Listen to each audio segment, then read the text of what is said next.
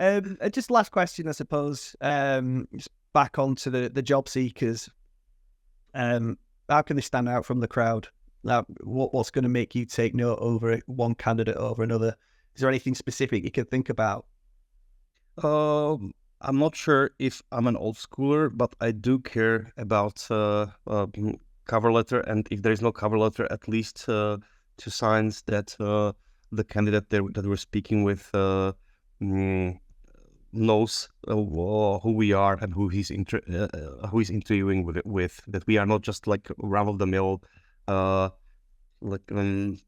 item on a list. Because if you feel genuine interest of the candidate in your studio and the team, that's fantastic. The second thing that I love is good questions, because when I speak with someone, I see it as a two-way road. I don't particularly enjoy just like grilling people with one-sided questions, but also try to learn how that person thinks, what makes them interested about us, and this usually sparks very interesting conversations that we really enjoy. And it comes to that collaborative, and you'll be able to share common interests and bond over that conversation, I suppose. You've opened a can of worms there as well, to be honest. That cover letter story. I mean, I don't know if I'm coming or going with it. Sometimes I'll speak to people and they're like, wasting your time. Other times, if they don't send a cover letter, then they won't even get seen. It's such a minefield that.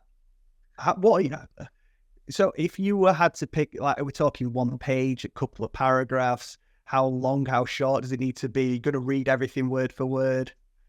Oh, super! Just something super short that shows that the candidate either has studied something about the person interviewing them or the studio that they're interviewing with. This makes me always super happy.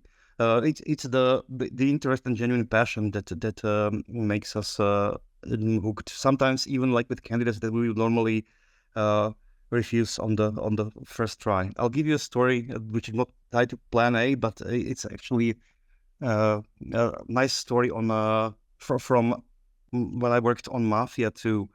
There was this young aspiring level designer who really wanted to work on the game, and he went to, I think it was Gamescom, where we had a booth where we presented the game, and he had no appointments arranged, nothing, and he tried to ask the receptionist for some producers to talk to, and they of course told him off.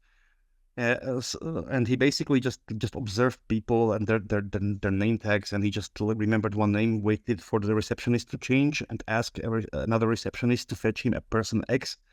So once she went for a wild goose chase, he actually hid in the closet of the booth and waited for someone to speak to, and he just like jumped my colleagues like, guys, I want to work with you, and we were laughing at his persistence. And our producer actually gave him a shot, and he turned out to be actually a pretty capable guy who ended up working in Konami for Hideo Kojima and like a whole bunch of nice titles later. I mean, I don't encourage people to just like sneak into the booth Metal Gear Solid style, but I'm simply saying that sometimes the passion can get you quite far. You need to be memorable somehow. You need to be memorable, and if you really care and your skill is pretty good, the personality matters. So we're not recommending everyone to do that, but that tenacity, passion coming through, that's the key in that. For me, for sure, because I do want to work with like-minded people. I would say that if I have to choose between an absolutely like elite person that doesn't communicate well or is like a complete lone wolf, I would and a person who has a bit lower skill but is a great communicator and team player, I would choose the latter, because the games are a team effort. And you always want to enjoy problem solving with the people that you work with. I mean, at the end of the day, we spend about the same amount of hours or even more working with people than as we do with our families. So we might as well choose people What do you like? love. Yeah.